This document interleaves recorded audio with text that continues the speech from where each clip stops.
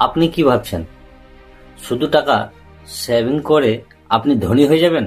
ভুল ভাবছেন। সেভিংস আপনাকে বড় জোড়ো মধ্যবিত্ত করে রাখতে পারে, কিন্তু ধনী না। টাকা সেভিংস করা মানে হলো আপনার টাকা এক জায়গায় স্থির হয়ে থাকা, কিন্তু ইনফ্লেশনের কারণে সেই টাকা প্রতি বছর দাম কমতে থাকে। ধরুন 20 বছর আগে 100 টাকায় যা কেনা যেত, এখন তা কেনা কি সম্ভব?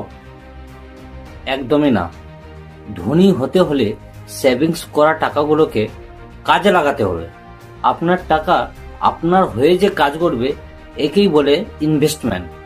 মিউচুয়াল ফান্ডে ইনভেস্ট করলে আপনার টাকা কম্পাউন্ড হতে থাকবে এবং লং টার্মে আপনার টাকার অঙ্কটা কয়েক গুণ বেড়ে যাবে।